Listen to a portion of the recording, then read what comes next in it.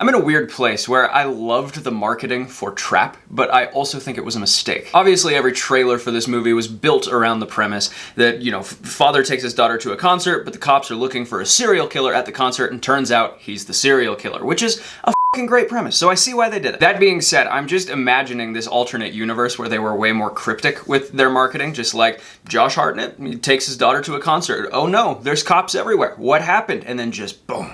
M. Night Shyamalan presents. In most movies, that's not even an option, but among filmmakers, M. Night is perhaps only second to Christopher Nolan in name recognition for normies. Everyone knows who this guy is, what his movies are. All you need is his name, and you'll get asses in seats. And I say this because I'm trying to imagine how gobsmacked, how flabbergasted, how discombobulated I would have been if I had gone into this movie not knowing that this guy is a serial killer. It would have been one of the most legendary M. Night twists of all time, 15 minutes into the movie. What a waste. But welcome back, everybody. I'm Jake, the Scary Story Guy, and today we're talking about Trap, the latest film from the great, and yes, I said great proudly and unironically, M. Night Shyamalan. And if you agree with me that we've got to turn this Shyamalan hate train around and start expressing some gratitude for all the things this exemplary filmmaker has brought us, then please like this video, subscribe to this channel, help me spread the word. So Trap stars Josh Hartnett as a girl dad who takes his daughter to the concert of her favorite pop star. While there, he notices that the venue is surrounded by cops, so he asks someone why, and he finds out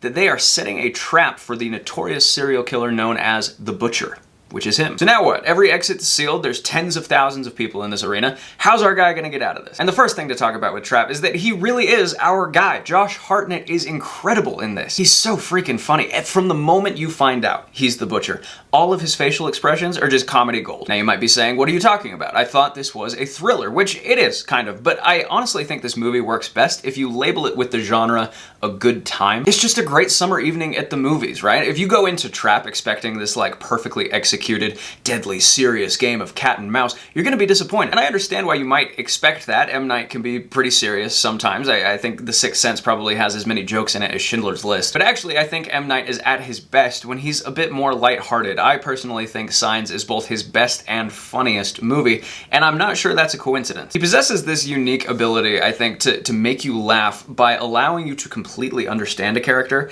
and then having them do something or say something that's just so them. It's like in Signs when Mel Gibson says, "Everybody in this house needs to calm down, eat some fruit or something." It's not delivered as a joke. It shouldn't be that funny, but it is. It's one of my favorite lines in any movie ever just because of who's saying it and how they're saying it. And you really get that with Hartnett here. All the conversations he's having with the different people at this concert, all the faces he's making, it's just incredible. He has this great effect where the more he tries to seem like a normal person, the more he actually seems like a total nutcase. And he manages this while also having a few moments where you're like, oh, this is a bad dude. Like, I do think you ultimately buy him as a psychopath. There's also a surprisingly good performance in this from Saleka. She plays Lady Raven, the singer at the concert they go to, and she has a way bigger role in this than I expected. I sort of thought she was just gonna be like the background of the movie, just like the music that's playing while everything's going on, never really the focus on her, but no, she's actually kind of like the third main character here. And we can thank Saleka for this entire movie's existence, actually. Her full name is Saleka Shyamalan. She is M. Night's daughter, she's an R&B singer, and M. Night already admitted that he basically just made this movie to help his daughter with her music career. Is this actually gonna be her big break, turn her into some,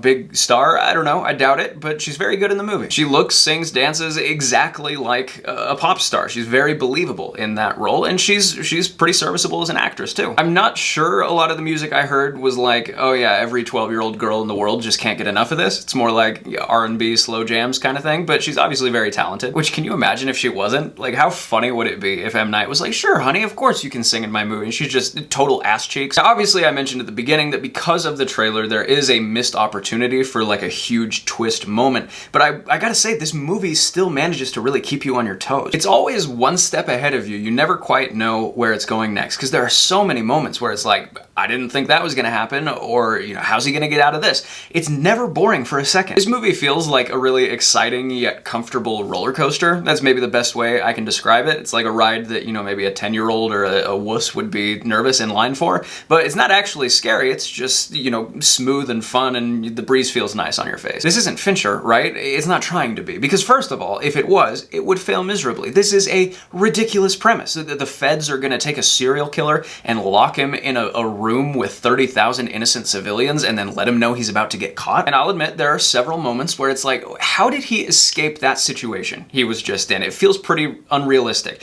But the movie's so fun and high octane that you're not even thinking about it anymore. You're already on to wherever it's taking you next. That being said, I fully anticipate that there will be a ton of people coming out of this movie having hated it. What else is new? It's a Shyamalan movie. People like hating Shyamalan like they used to like hating Nickelback. But I think the people who hate Trap are ultimately just people who misunderstand the point. This is not a deeply serious movie. This is not supposed to be some gritty procedural cop drama. This is a movie to stuff fistfuls of popcorn in your mouth to. Now, it's not perfect, right? There are definitely some moments that stretch even a fully immersed filmgoer's credulity here. These cops, man, this is what I imagine cops are like in Switzerland. The amount of force they're using to try and take this guy down by the end of the movie versus the amount of force that they should be using, they'd be justified in using, there's no connection there. The thin blue line is a very non-threatening shade of baby blue in this movie. We've also got some classic M. Night dialogue here. It's not as bad as it has been in the past. It's not old. But like, to give you an example, he steals an earpiece from one of the security guards and he puts it in his ear periodically throughout the movie to hear what they're saying.